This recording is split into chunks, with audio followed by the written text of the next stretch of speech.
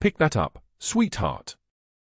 That is what Dr. Whitfield said 17 minutes before the Air Force colonel in bed 1247 began to die. Seattle General in Philadelphia smells like bleach and burnt coffee at 2 a.m., fluorescent lights buzzing over linoleum worn smooth by decades of trauma and 18-hour shifts. Danielle Ross moves through the graveyard shift like a shadow, competent, invisible, her scrubs pressed sharp enough to cut paper, her hands steady even when they should betray her. She's been here 3 months since transferring from the VA Medical Center in Washington, her personnel file showing nothing remarkable, standard nursing degree from Temple University, forgettable references from supervisors who never knew her, no red flags to raise questions about the limp on her left side or the faint white scars that map her forearms like topographic lines of a life she's left behind. In her locker, behind the extra uniform and the pocket-sized trauma shears with her initials engraved in the handle, sits a tarnished military challenge coin. The metal is worn smooth from 3 decades of being held, pressed against her palm during the loneliest hours. One side bears the insignia of Naval Special Warfare Command. The other side carries coordinates 34.8293 degrees north, 69.2075 degrees east, Bagram Airfield, Afghanistan. The coin is warm from her fingers during breaks when she holds it in the supply closet at 0300, breathing slow and controlled while the rest of the hospital sleeps and she remembers things she swore to forget. During morning rounds at 0630, when Dr. Whitfield is walking his territory like a surgeon king claiming dominion, Danielle corrects his medication order for the incoming Air Force colonel. The patient requires a revised dosage of metoprolol based on his current cardiac function. The chart shows 50 milligrams.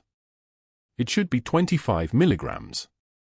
She speaks quietly, her voice pitched low so the other nurses won't hear the correction, a gesture of deference that somehow makes the offense worse in his eyes. Excuse me. His voice carries the particular disdain reserved for people who exist in positions he considers beneath him. The dosage, doctor. His EF is at 28%. 50 is contraindicated. His eyes narrow. He doesn't like being questioned. Especially not by civilian nurses who've been here less than a season, who transferred from the VA without fanfare or explanation, whose references are polite but somehow empty of detail.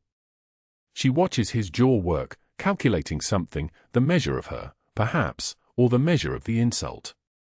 His colleagues are watching now. 3 residents, 2 attending physicians, a nursing student whose eyes are wide and afraid. I'll adjust the order, he says finally, turning away. But his voice carries a promise. The colonel arrives at 1900 hours in an ambulance escorted by a single VA hospital corpsman, unconscious, his vitals already trending downward. Systolic at 94. Heart rate elevated to 118. Oxygen saturation holding at 94% but drifting. Danielle checks his wristband twice, her hands mechanical, professional, revealing nothing, reading the name while her breath catches somewhere deep in her chest where she keeps the secrets. Colonel James Mitchell. Age 56. Combat history listed as redacted. Next of kin redacted. But she knows who he is. She knows exactly who he is because she pulled him from the rubble of a collapsed school building in Kandahar province 20 years ago, when he was 8 years old and his name was different and his lungs were so full of dust and concrete powder that she had to clear his airway with her bare hands while the mortars still screamed overhead. She knows the exact shade of his eyes, a grey like storm clouds, and the way he cried silently because his older sister was still buried 3 meters to the north and Danielle couldn't reach her in time. The mission is clear. The orders came through the encrypted phone hidden in her apartment in a book on her shelf, a number she hasn't called but that calls her when her country decides she's needed again. Keep him alive. Maintain cover. Complete the surveillance operation. Do not compromise the position. The intelligence flowing through this hospital is worth the exposure, worth the risk, worth the 6 months of performing humility in front of men like Whitfield who wouldn't last 3 minutes in the world she came from. Dr. Whitfield enters the colonel's room at 1945, his white coat pristine, his movements commanding. He smiles at Danielle as he approaches the bed. It's not a kind smile. The kind of smile a predator makes when it's identified something wounded in the herd. "I'll be taking personal charge of this case," he announces, his voice carrying authority that belongs to him the way gravity belongs to the earth, natural, unquestionable, final. He reaches for the chart.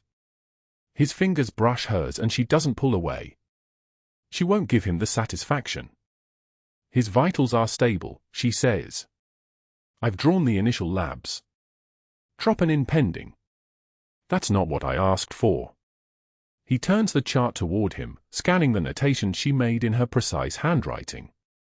His eyes stop at her medication recommendation, the one correcting his order. "Did you alter this without physician approval?" "The dosage correction is documented. I flagged it for nursing review before." "You don't flag anything. You don't alter anything. You follow my orders." His voice is quiet now, which is worse than if he'd shouted. Quiet voices are the ones that cut. "Is that understood?" The room holds its breath. A monitor beeps steady rhythm. The ventilator hisses. Somewhere down the corridor a call light chimes and nobody answers it. "Yes, doctor," Danielle says. At 14:30 the next day, she walks into the hospital cafeteria during her 30-minute break, her hands carrying a tray with a sandwich she won't finish and coffee that's already gone cold. The graveyard shift ends at 0700, but she's picked up an extra 12 hours, staying through to keep watch on the colonel's room in a way that looks like professional dedication and isn't. She's counting days, how long until his discharge, how long she has in this position before the next reassignment, how long before something breaks. Dr. Whitfield is sitting 3 tables away with 4 of his attendings, speaking loud enough for the surrounding conversations to wilt. He's telling them about the incompetence of the nursing staff, the danger of hiring people without proper credentialing, the specific negligence of a certain transfer nurse who doesn't understand the chain of command. He's looking directly at her as he speaks. He's timing it for maximum effect. She continues walking to her table. She sits. She unwraps her sandwich. He stands. He walks over with a kind of deliberate movement that signals an audience is about to commence, and he reaches for her tray with a hand that trembles, not from fear but from the effort of controlling the force he's about to release. He knocks it clean onto the floor. The plate shatters. The sandwich spills. The coffee pools across the linoleum like a stain that won't wash out. "Oops," he says, his smile widening. The cafeteria has gone quiet. How clumsy of me. Every eye in the room is on her. Danielle looks at the mess. She looks at him. She takes one controlled breath. Then she reaches for the patient chart he's holding, the one for the colonel's afternoon assessment, and she stands up. Slow. Methodical. Her movement carries no anger, which is the most dangerous kind of movement there is. Whitfield throws the chart at her feet before she can take it from his hands. The pages scatter across the floor, mixing with the coffee and broken ceramic, and he leans in close enough that she can smell the antiseptic soap he used to scrub out before rounds. "Pick that up, sweetheart," he says. "And while you're down there, think about your career trajectory." The room holds its breath. Nobody moves. Danielle's jaw clenches once, just once, then releases. Her hands remain steady as she bends to retrieve the scattered pages, her knees bending with the grace of someone who's been trained to move quietly through dangerous spaces. She gathers the chart. The fragments of plate. She stands up without a word, her eyes level with his chest, refusing to meet his gaze because acknowledging him is a kind of surrender. She walks to the trash bin. She disposes of the mess. She returns to the sink and washes her hands with soap that smells like industrial pine and erasure, the water temperature set to a heat that would make most people flinch. She doesn't flinch. But 20 minutes later, in the supply closet on the 4th floor where inventory records are kept and the fluorescent lights flicker like a heartbeat that won't stabilize, her fingers betray her. They tremble against the metal shelving as she grips the edge, her breathing controlled, but her hands, the hands that have held lives together in the dark, that have applied tourniquets with fingers steady as surgical instruments, these hands shake like they belong to someone who hasn't forgotten what it feels like to break. The trembling isn't fear. It's restraint. She reaches into her pocket and pulls out the challenge coin, pressing it into her palm until the ridged edge leaves an imprint on her skin. She closes her eyes. She counts her breaths. 1, 2, 3, 4. Hold. Release. 1, 2, 3, 4. In bed 1247, the Colonel sleeps under the careful monitoring of machines that measure his heartbeat, his oxygen saturation, the electrical rhythms of a life that should have ended in 2003 but didn't because she pulled him from that rubble and held him until the helicopter arrived. He doesn't know she's here. He doesn't know she's kept him alive across the years and the distance and the carefully compartmentalized sections of a life that spans both sides of a classified operation. But she knows.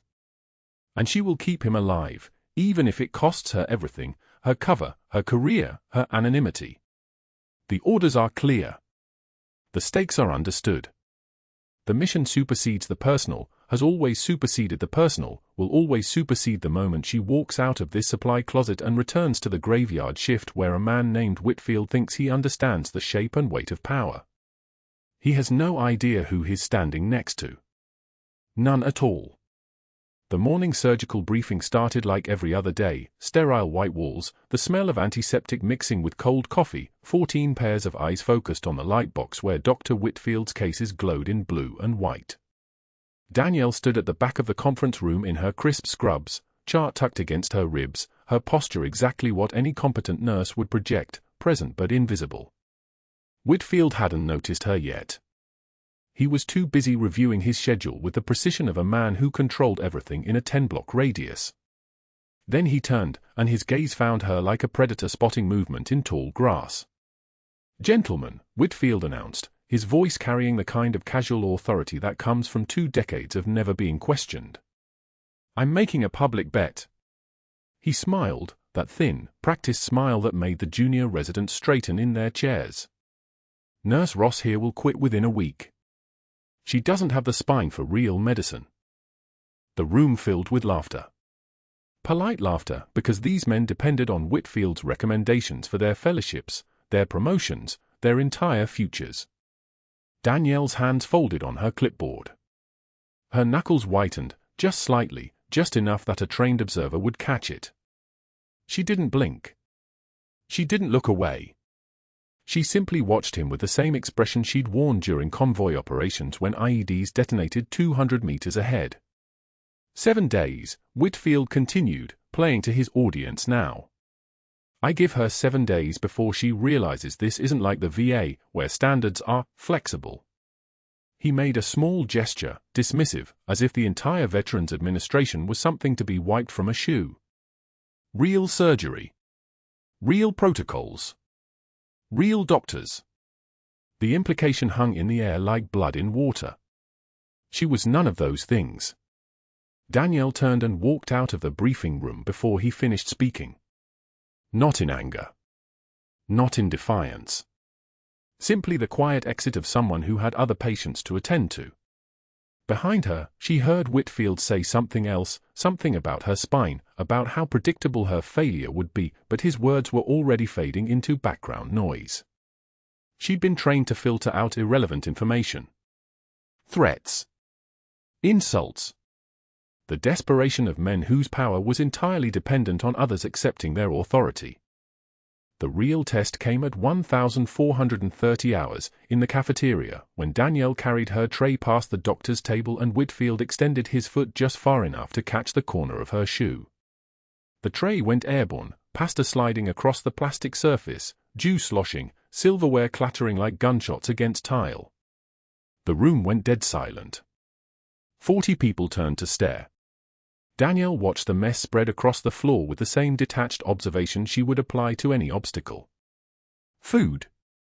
Spillage. Retrievable. Clumsy, Whitfield said loudly enough for everyone to hear, his voice pitched like a man commenting on the weather. Maybe you should stick to bedpans, sweetheart. He didn't even look at her. He was performing for his audience, establishing the hierarchy once more, reminding everyone present that he could diminish anyone with impunity. Danielle's jaw clenched once. Just once. A single moment where her teeth pressed together hard enough that someone sensitive to micro-expressions might have seen it. Then her face smoothed back into neutrality. She bent at the knees, not from submission, but from training, from the tactical understanding that the fastest way out of a disadvantageous position is straight through it. Her hands moved with mechanical precision, gathering pasta, collecting silverware, wiping the floor with napkins while conversations resumed around her. She threw nothing away in anger. She didn't slam anything down. She simply returned to the kitchen, disposed of the debris, and came back to the nurse's station to continue her charting as if nothing had happened. But later, during her 15-minute break, Danielle sat on an overturned supply crate in the pediatric storage closet, her fingers pressed against the cold metal shelving. They trembled. Just for 13 seconds. 13 seconds where her hand shook like someone who had been afraid, like someone who might actually fold under pressure, like someone who might quit. Danielle watched her own fingers with scientific curiosity, as if they belonged to a patient she was monitoring for shock. Then she forced them still through sheer will, breathed through her nose for a count of 7, and stood. The trembling had been data, information that her body was processing the humiliation, but data wasn't action. She'd learned that difference in a cave outside Jalabad where she'd watched her interrogator try to break a sergeant by every method available to human cruelty. The sergeant had trembled. The sergeant had cried. The sergeant had also, ultimately, survived. What happened at shift change was worse because it involved the colonel. Danielle printed his updated chart at 1,645 hours, cardiac enzymes climbing from 0.04 to 0.73, troponin elevation suggesting myocardial stress, his EKG showing subtle ST changes that suggested his heart was beginning to fail under some invisible pressure. She'd been monitoring him quietly for 4 days now, running blood work every 6 hours, watching his vital signs with the precision of someone who understood that vital signs were the truth. They couldn't lie, couldn't be manipulated, couldn't be anything except exactly what they were. This man's heart was beginning to die. Slowly. But dying nonetheless. She approached Dr. Whitfield at the nurse's station where he was dictating notes into a digital recorder, his voice smooth and assured as he described surgery after surgery like he was composing a symphony. "Dr. Whitfield," Danielle said quietly. "The colonel's cardiac panel. He needs a cardiology consult." Whitfield didn't look up. He simply extended his hand while continuing to dictate, and Danielle placed the chart into his palm. He read the numbers for approximately 4 seconds. Then he closed the chart and threw it at her feet. The pages scattered across the tile floor like leaves. Danielle watched them fall with the same expression she might have used to observe a chess move she'd already anticipated. "Pick that up, sweetheart," Whitfield said, his voice pitched low enough that only the nurses at the station could hear, which meant everyone heard it because silence has a way of amplifying whispers. "It's what you're good at." The nurse's station went completely still. Heart monitors continued their mechanical rhythm. Ventilators hissed. The hospital's background noise continued its endless white noise. But at that particular station, at that particular moment, time seemed to pause. Danielle bent without a word. She gathered every page in order, not haphazardly, but methodically, checking the sequence numbers printed at the bottom of each sheet to ensure continuity. She smoothed each page against her thigh, clipped them back into the chart's proper position, and filed it in the rack. Her hands did not shake. Her face showed nothing. The nurses watching her had no way to know that her mind was already 3 steps ahead, already calculating Whitfield's next move, already understanding that this public humiliation was the opening gambit in a larger strategy, that he was building a case, establishing a narrative, creating a documented pattern of her supposed instability. She returned to her rounds as if nothing had happened. But Whitfield was already making calls. Danielle knew this because she could see him in the administrative hallway, his phone pressed to his ear, his voice too low to hear but his body language unmistakable, the posture of a man calling in favors, a man invoking names, a man pulling threads in a network he'd spent 20 years weaving. He called the board chairman who depended on his surgical volume to maintain accreditation standards. He called the nursing director who'd promised him staffing concessions in exchange for favorable testimony during her last performance review. He called investigators, and Danielle knew they were investigators because she recognized the specific cadence of someone presenting a complaint, because she understood the architecture of institutional power and how it could be weaponized against a single nurse who'd made the mistake of being right when a doctor was wrong. Most dangerously, Whitfield called her references. 2 of them were real, a VA supervisor in Portland who would confirm her work history. 1 was not. The 3rd number on her file connected to a Pentagon office that didn't officially exist, an agency that would answer only to certain calls, a contact number that her controller had embedded in her cover story like a landmine designed to go off if anyone pulled hard enough on the thread. Whitfield pulled hard. The phone rang in an office 3 miles away.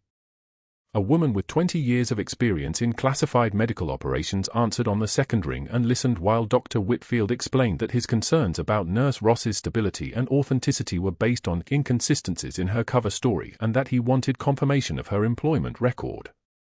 She listened while he explained that he was a physician with a legal obligation to report potentially fraudulent credentials to the hospital board. And she did the only thing she could do. She hung up. No confirmation. No elaboration. No explanation. Just the dead silence of a line going dark because speaking anything at all, would expose the entire operation. But Whitfield didn't know about that phone call. He only knew that when he called the number on Danielle's employment file, no one answered. Just a recording. Just the clinical voice of a system informing him that the number was not in service. He smiled anyway. In his experience, missing references were as good as false ones. At 2,300 hours, while Danielle was in the pediatric wing, reassigned there, effective immediately, ostensibly due to performance concerns and emotional instability, though the real reason was isolation, while she was in the pediatric wing drawing labs on children who would never know her name, Dr. Whitfield made his final move. He accessed the colonel's chart through the hospital's electronic system and added a DNR order. Do not resuscitate. No code. No intervention if the heart stops. No effort to bring him back if he coded. He did this without family consent. The colonel had no listed next of kin. Then Whitfield called the night nursing supervisor and planted the seed, "I'm concerned about Nurse Ross. She seems inappropriately attached to one of my patients. We should monitor for boundary violations. Some nurses, they get isolated, they start to fantasize about their patients. Develop false connections." He made it sound clinical. He made it sound like concern. The night supervisor listened. She'd worked in medicine for 32 years. She'd seen obsessive nurses. She'd seen attachment problems.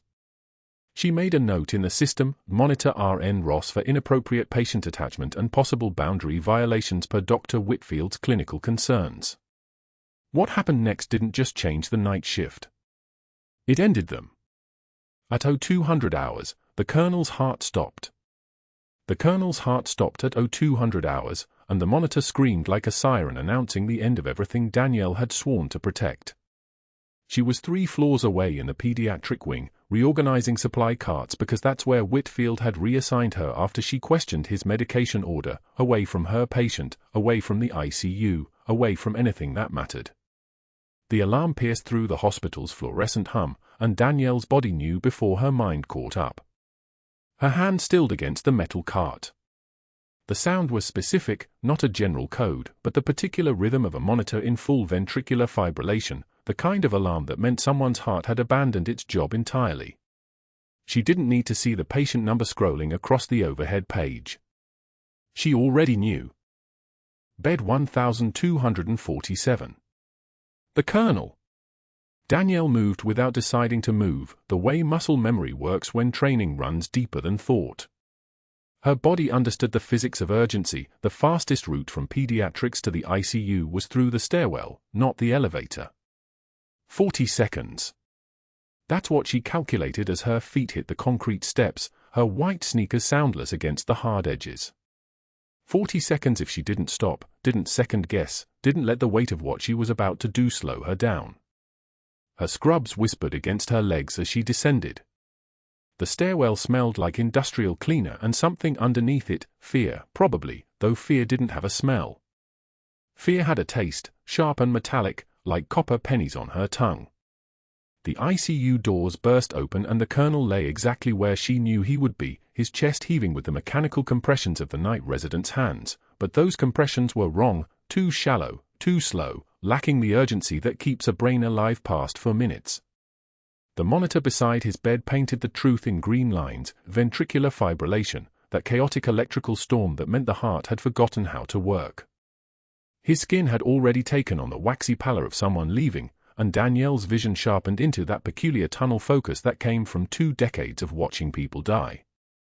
"Code Blue, bed 1247, she called, loud enough to carry authority, the tone dropping an octave from the deferential nurse Whitfield had been trying to break. The resident's hands froze on the colonel's chest. A second-year medical resident, probably, with the kind of eyes that hadn't yet learned what desperation looked like. "Keep going. Don't stop compressions." Dr. Whitfield left a DNR, the resident said, stepping back from the bed as if the colonel had become toxic. "We're not supposed to." Did Dr. Whitfield write it with the patient's consent, or did he just post it because he likes playing God? Danielle was already moving, already reaching for the crash cart, her fingers finding the defibrillator pads before the resident could answer. She knew exactly what Whitfield had done. A doctor's signature on a do not resuscitate order without explicit patient authorization was a career-ending move, the kind of thing that required documentation and ethics committee approval, the kind of thing that only happened when a patient was actually declining their own care. But Whitfield had done it anyway, which meant he'd forged it or convinced someone weaker than him to sign off. Either way, it didn't matter now. "I'm calling the rapid response team. Get me the crash cart. Now." The resident didn't move.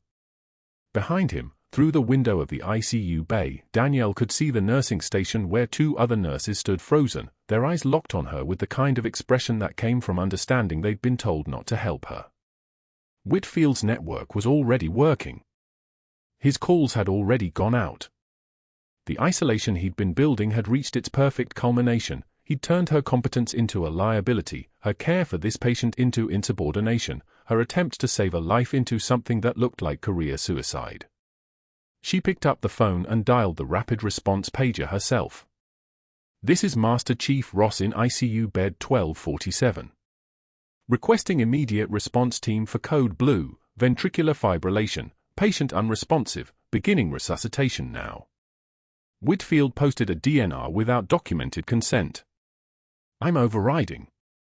The silence that followed lasted exactly 3 seconds. Then a voice crackled back, "Stand by. Calling attending." But the attending was Dr. Whitfield, and Danielle knew, the way she'd known 100 things in combat, through instinct sharpened by survival, that he would tell them to let the colonel die. It wasn't a request. It was a choice. The resident was still standing at the bedside, paralyzed by the hierarchy that had been drilled into him since his first day of medical school. Doctors commanded, nurses obeyed, and questioning that structure was how you ended up in trouble. But Danielle wasn't looking at the resident anymore. She was looking at the colonel's face, at the man who had been 8 years old in a schoolyard in Bagram when mortars started falling, at the child whose small body she'd shielded with her own while the walls came down around them. She'd made a choice 20 years ago to keep him alive. She was making it again now. "Get me a thoracic tray," Danielle said, and her voice carried the weight of command, the tone that came from someone who'd ordered people into danger and brought most of them home. "And call surgery. Tell them I need a surgeon in ICU in 5 minutes, or I'm doing this without one." "You can't perform surgery," the resident said, but his voice had already changed. He'd heard the authority in hers and his brain was recalibrating. "You're a nurse, you don't have." "I have 18 years of field surgery in locations that didn't have anesthesiologists or surgical suites or anything but hands and the determination not to let people die." She was already opening the crash cart, finding the endotracheal tube, the laryngoscope, the medication she'd need. Her hands moved with the precision of someone who'd done this 1,000 times in circumstances 1,000 times worse. "I have 3 tours in theater and more training in trauma medicine than your attendant had in his entire residency. I have 8 minutes before this patient's brain starts dying. And I have a decision to make. So I'm asking you once, are you going to help me or get out of my way? The resident moved. Not toward the exit, but toward the equipment she'd need, finally understanding that sometimes the hierarchy breaks when someone on the bottom knows more than someone on top. Danielle positioned the laryngoscope and slid the tube past the colonel's vocal cords with the kind of smooth precision that came from having done it in sandstorms and darkness and the chaos of incoming fire. The ventilator hissed to life, oxygen flowing into his lungs, buying him time, buying her time, buying the possibility that she could keep him alive long enough for someone who didn't want him dead to reach the ICU. The phone rang at the nursing station. She heard the resident answer, heard his voice change as he listened, heard the shift in tone that meant Whitfield was telling him to stop, to let the patient go, to accept that some people were supposed to die, and fighting against the natural order that doctors got to establish. The resident hung up and walked back to the bedside. Whitfield says we're done. He says the DNR is valid and we need to step back now. Danielle didn't look at him. She was already prepping the colonel's chest with betadine, the amber liquid cold against skin that was still warm but wouldn't be for much longer. Then you step back. I'm not done. She opened the surgical pack with movements that felt like muscle memory, like breathing, like all the parts of herself she'd left behind when she hung up her uniform and became a civilian nurse. The scalpel was familiar in her hand. The weight was right. The balance was exactly what her body remembered. She made the incision through skin and subcutaneous tissue in one smooth line, opening the chest wall with the same steady hand that had saved 17 people in field hospitals from Kandahar to Ramadi, and she wasn't about to let a doctor's pride be the reason the 18th one died. The resident backed against the wall, his face the color of old snow. You're not authorized. You're not a surgeon. Oh God, you're going to kill him. You're going to kill him, and we're all going to. I'm going on break after this, Danielle said quietly, and I need some jello. The red kind, not the lime. So unless you want to be responsible for me not getting my jello, you can watch and learn or you can get out, but you're not going to stand there and panic while I work. The dry delivery of it, the absolute calmness of it, seemed to snap something back into focus for the resident. He straightened. He moved to the instrument tray. He started handing her what she needed without being asked, his training finally overriding his fear. Danielle's fingers found the bleeding vessels with the kind of precision that came from knowing every inch of human anatomy as well as she knew her own body. The rib spreader cranked open the chest cavity, and there was the colonel's heart, the remarkable engine that had been carrying oxygen through his body since he was born, now quivering uselessly in the cavity of his ribs. She reached in, and her hand wrapped around muscle and hope and the reason she'd given up everything else. 1 compression per second. Manual, direct, the oldest medicine there was. Skin to heart. Bone to blood. Will to survive meeting the absolute refusal to let someone die on her watch. The phone rang again. And again. The nursing station filled with voices, one of them unmistakably Whitfield's, angry and authoritative and already constructing the narrative he would use to explain why a nurse had gone rogue, why she'd violated scope of practice, why she was finished here whether the colonel lived or died. But Danielle's hands kept moving. 6 hours was what she had. 6 hours until dawn came and the day shift arrived and the lawyers got involved and everything she was doing became either a miracle or a massacre depending on which way the odds fell. She didn't let go. Her hands moved inside his chest like they were operating on instinct older than training. The heart felt like a bird in her palms, fragile, desperate, dying. She didn't think about protocols anymore. Didn't think about the night resident in the doorway updating Dr. Whitfield every 30 minutes like they were betting on a horse race. Didn't think about the do not resuscitate order Whitfield had buried in the chart. She only thought about keeping the rhythm. Keeping the blood moving. Keeping him alive. 0230 hours. 2 hours into the code. The ICU senior resident had left at 0215, his face grim, his voice final. He's gone. You can stop. Danielle had looked at him the way a sniper looks at someone who doesn't understand the target is still breathing. She'd said nothing. Her hands continued their rhythm, compression, release, and the resident had walked out to call Whitfield with the news that the colonel was crashing faster under her care. For hours until dawn. Muscle memory took over, the kind that belongs to the hands of someone who's held pressure on arterial bleeds while mortar rounds landed 50 meters away. Her fingers knew exactly where the left ventricle Saturday. Her palms understood the angle. She'd done this in a field hospital outside Kandahar with no anesthesia, no monitors, just a child with a shrapnel wound to the chest and a prayer that her hands were fast enough. She'd sworn she'd never do it again. She'd sworn that life was behind her. The monitors beeped their electronic dirge, the oxygen sat dropping, 68, now 61, now 55. The ventilator pushed air into lungs that weren't absorbing it. A 14-gauge angiocath ran into his femoral artery, pushing fluids his body couldn't hold onto. Every measurement on every screen said to stop. Every protocol in every handbook said this man was dead and she was only prolonging the moment when someone would force her hands away. At 0315, Danielle called the on-call cardiologist directly. Not through the chain of command. Not through Dr. Whitfield's network. She called Dr. Sarah Chen at her home and said 4 words, "I need you now." Chen arrived at 0335 with her hair still wet from the shower, took one look at Danielle standing there with her hands inside the colonel's open chest, and didn't ask questions. She asked for a crash cart, an emergency bypass setup, and a perfusionist who was already rushing from the sleep room. Chen's voice didn't waver. "Keep going. I'm getting him on the machine." The next 90 minutes belonged to machinery and precision. The heart-lung bypass pump hummed its steady mechanical drone, taking over what Danielle's hands had been doing solo. The bypass cannulas threaded through the colonel's vessels like pale tubing through a garden. Danielle assisted, handing instruments, anticipating Chen's needs before they were spoken, the kind of coordination that only happens between people who've worked together for years or people who've worked in crisis rooms where hesitation kills. 0430 hours. The cardiologist stabilized the rhythm.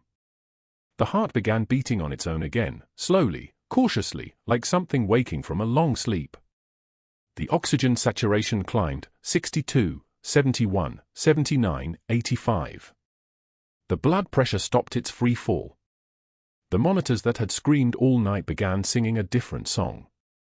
Chen looked up at Danielle. Her eyes were sharp, assessing, seeing. "I don't know who you are," she said quietly, "but you just saved that man's life with a procedure I wouldn't attempt outside an OR." Danielle said nothing. Her scrubs were soaked through with blood that had darkened from bright red to the color of rust. Her hands finally trembled now that she could let them. 0645 hours.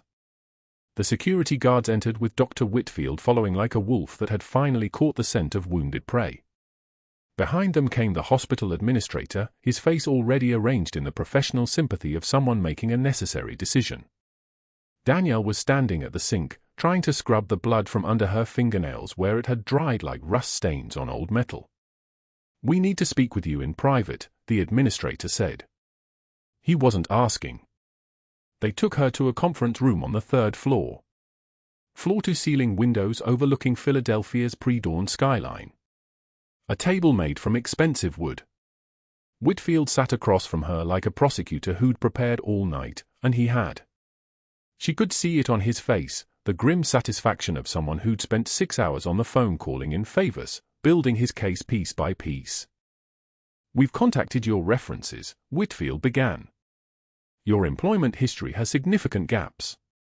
There are inconsistencies in your credentials that don't align with institutional records." The administrator slid a folder across the table. "We've engaged HR investigators. Your previous positions don't match the timeline you provided during onboarding." Danielle stared at the folder without opening it. The fake references were just that, fake.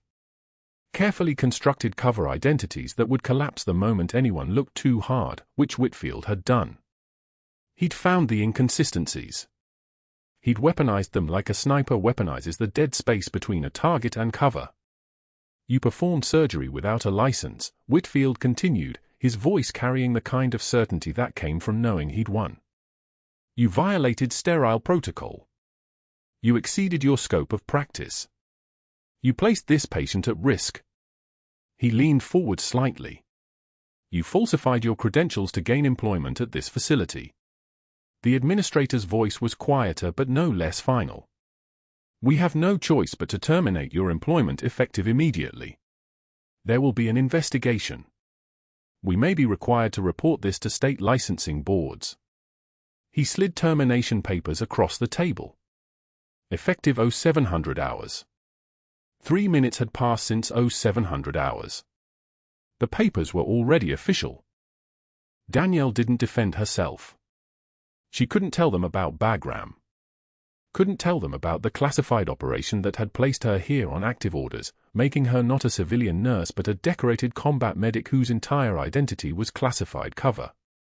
Couldn't tell them that everything Whitfield had found was intentionally planted inconsistency, cover story layers designed to collapse if anyone looked too hard, because the real background needed to stay buried. She couldn't blow the mission by telling the truth. So she signed the papers in silence. She walked to the hospital laundry in the basement without changing her clothes. The attendant, a woman named Martha who'd worked there for 31 years, didn't ask questions. She just watched as Danielle removed her blood-stained scrubs, piece by piece. The way her hand shook wasn't fear. It was restraint. The kind of restraint that comes from training so deep it becomes marrow. Danielle folded each piece with precise military creases. Collar first. Then sleeves. The pants folded to exact thirds. She set her badge on top of the folded fabric and looked at Martha, who'd been sorting linens for 3 decades and knew exactly what she was seeing. You saved him, didn't you? Martha asked softly. Danielle didn't answer. Some truths couldn't be spoken in laundry rooms under fluorescent light. She just walked toward the exit in her civilian clothes, her limp more pronounced now from standing for 6 hours with her hands inside another human being's chest, carrying nothing except the tarnished challenge coin she'd pulled from her locker on the way out. The coin was stamped with coordinates, Bagram, precise to the second decimal point. Latitude 34.8028, longitude 69.2075. The exact location of the school where she'd pulled an 8-year-old boy from rubble while mortars fell around them like angry rain. The mission had failed. The colonel would be vulnerable without her protection. 20 years of sacrifice destroyed by one man's ego. She was halfway to the parking lot when the sound hit first, rotor wash shaking the window so hard that the glass rattled in its frames. The distinctive whop-whop-whop of a military helicopter, large and heavy and unmistakable. A UH-60M Black Hawk, its rotors slicing the early morning air into ribbons of sound. Code Grey lockdown announcement crackled through the hospital PA system. Every patient room, every hallway went quiet as the distinctive hammer of military boots on tile echoed through the administrative wing, not the soft shuffle of hospital staff but the synchronized march of combat Marines in full dress uniform moving with purpose that made the air pressure change. The boots stopped at the administrative wing entrance. 2 Marines in dress blue stood motionless, their uniforms so crisp they looked laminated, their eyes scanning the hallway with the practiced precision of men trained to locate targets in chaos. The first Marine stepped forward, his voice carrying the kind of authority that made hospital staff instinctively move aside. We're looking for Master Chief Petty Officer Ross. Call sign Reaper. She here? The security guard, a Desert Storm veteran named Clayton who'd worked the night shift for 8 years without incident, went pale. His hand moved to his radio with the reflexive certainty of someone who'd just recognized a protocol he thought he'd never see again outside a classified briefing room. He keyed the MIC once, twice, his voice steady despite the tremor that ran through his shoulders. Master Chief Petty Officer on deck. Repeat, Master Chief on deck. The hallway froze. Not gradually, not with hesitation, but instantly, the way a room goes quiet when a predator enters. A nurse mid-sentence stopped talking. A resident paused with a chart half raised. The fluorescent lights hummed their electric song overhead, indifferent to the weight that had just pressed down on the building's nervous system. The second Marine moved toward the administrative offices, boots striking tile with measured rhythm, 1, 2, 3, for, while the first remained at the entrance, watching the corridors with a kind of vigilance that suggested he could count every person in the hospital and identify which ones were threats. Hospital security approached cautiously. The Marine didn't move. Didn't need to. His presence had already claimed the space. A 3-star general emerged from the administrator's office. His uniform carried medals that seemed to generate their own light source, and his face held the weathered authority of a man who'd spent 40 years making decisions that cost lives. He held a manila folder marked with red classification stamps. Behind him came 2 Pentagon lawyers in charcoal suits, their briefcases handcuffed to their wrists. The general's voice, when he spoke, sounded like distant thunder rolling across a valley, low, inevitable, the kind of sound that made your bones recognize they were about to be shaken. Dr. Marcus Whitfield. I'm Major General Catherine Chen, Director of Medical Operations, Joint Special Operations Command. These are agents from the Judge Advocate General's office.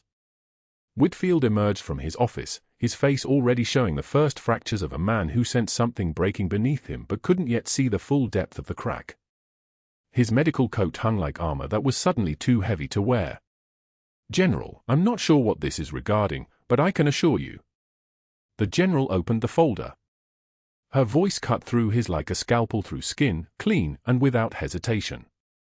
You posted a do not resuscitate order on Air Force Colonel James Harmon without informed consent.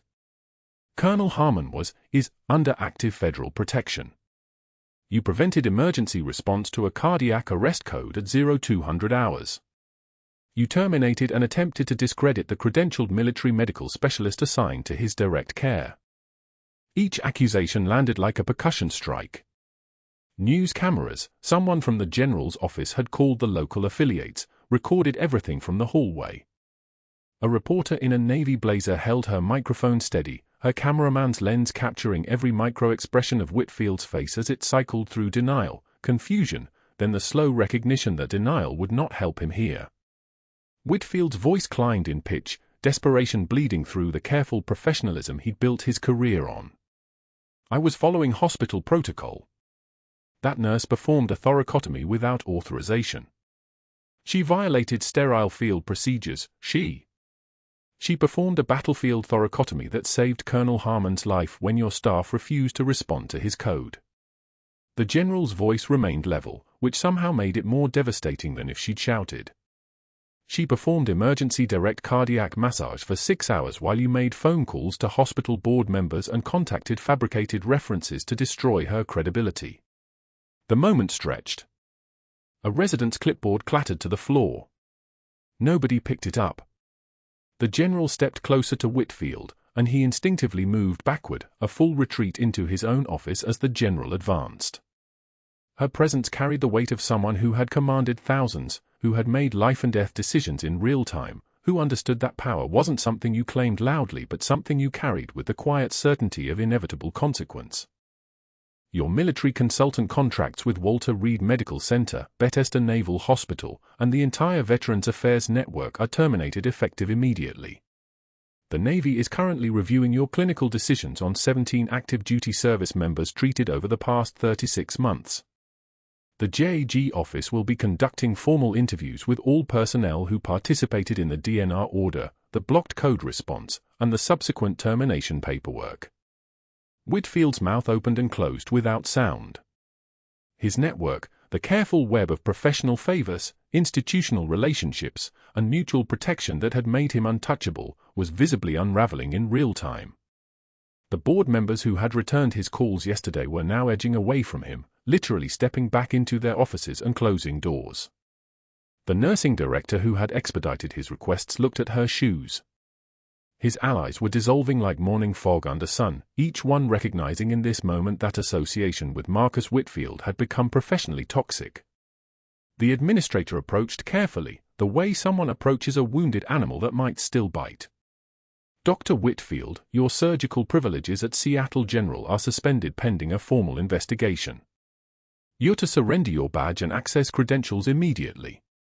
Within 48 hours, the hospital board voted unanimously to revoke his privileges. Within a week, his name appeared in 3 separate complaints filed with the Washington State Medical Commission. Within a month, Walter Reed issued a statement about serious concerns regarding clinical judgment and patient advocacy. Within 2 months, he resigned from every consulting position to avoid the public humiliation of being terminated from all of them simultaneously. The Seattle medical community is small. Word travels fast through hallways and conference rooms like a virus through an immunocompromised system. No hospital would credential him. No practice would bring him on. No consulting firm would return his calls. He tried private practice, lasted for months before patient reviews destroyed any chance of referrals. He tried urgent care, the staff recognized him from the news footage and made working there impossible. He tried teaching at the University of Washington Medical School, but the students knew his name, knew what he'd done, and his lectures were attended by empty seats and hostile silence. 6 months later, Dr. Marcus Whitfield stood in front of a whiteboard in a converted storage room in a Philadelphia community college, teaching CPR certification to students who barely remembered his name by the end of the course. His salary was $34,000 a year. He watched the evening news sometimes, saw his former colleagues at conferences giving keynote addresses, receiving research grants, being introduced with the kind of reverence he used to take for granted. He'd thrown a chart at a woman's feet and told her to pick it up like she was furniture that needed to be organized. He had no idea who she was. He never asked. The truth that slowly consumed him in that converted storage room was this: power was never actually his. It had been lent to him by systems and institutions that could retract it in a single morning. Real power, the kind that couldn't be revoked because it was forged in sacrifice, in choices made when no one was watching, in the willingness to stand in front of someone else's fire, that was something he'd never possessed at all. But that wasn't the ending that mattered. The ending that mattered was happening on the hospital roof. The morning sun struck the helipad with the kind of golden intensity that made everything look like it was happening in a photograph, crystallized and eternal. Danielle stood in civilian clothes for the first time in 3 years, simple black slacks and a navy blouse that fit like something worn by someone comfortable in their own skin. The Marine sentries stood on either side of her, rigid and respectful, their uniforms making the space around them seem official, ceremonial, sacred. The general approached with the Medal of Commendation in her hands. The ribbon was deep blue with white stripes, and the medal itself, bronze cast in the shape of an eagle with talons extended, caught the light as if it generated its own luminescence. The general's voice, when she spoke, carried the weight of institutional recognition, of a system finally acknowledging what should have been obvious all along. Master Chief Petty Officer Danielle Ross. For extraordinary courage and professional competence in the preservation of life during critical medical emergency. For dedication to duty above personal consequence. The United States Navy commends you. She pinned the medal to Danielle's blouse, directly over her heart, and the two women made eye contact for exactly 2 seconds, long enough for mutual recognition to pass between them, the kind of acknowledgement that happens between warriors who understand what the other has sacrificed. The colonel appeared in the ICU doorway, still weak but moving with determination that suggested force of will was stronger than physical limitation. Against medical advice, against the recommendations of 3 physical therapists, he stood from his wheelchair and walked 10 steps to stand beside Danielle. His dress uniform hung slightly loose on his frame. He'd lost 40 pounds in the 6-hour code, but his back was straight and his salute was precise, a fist pressed to his chest, his voice rough but clear. "Thank you, Master Chief. I'm alive because you stayed." Below them, Seattle General continued its morning routine. Nurses changed shifts. Doctors made rounds. The rhythm of healing continued as it always has, oblivious to the small revolution that had just occurred on its roof. But in the ICU, 2 Marine sentries now stood permanent watch in rotating 6-hour shifts. In the administrative offices, a new protocol was being drafted about military patients and protected assignments. In a converted storage room in Philadelphia, a man who threw a chart at someone's feet was finally understanding what he'd never had and could never reclaim. Danielle looked down at the medal, at the eagle's talons extended in flight, at the blue ribbon catching the morning light.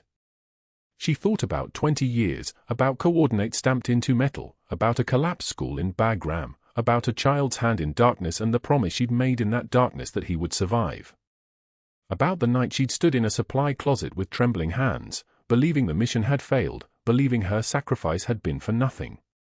She lifted the challenge coin from her pocket, the tarnished one she'd carried since that morning in Afghanistan, and held it next to the medal. One was institutional recognition. One was personal covenant. Together they told the entire story.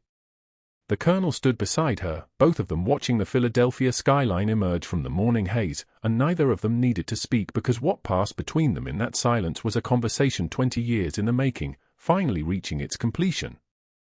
If you've ever felt overlooked by someone in power, underestimated by someone who didn't bother to look closer, then you understand what Danielle Ross endured and what finally set her free.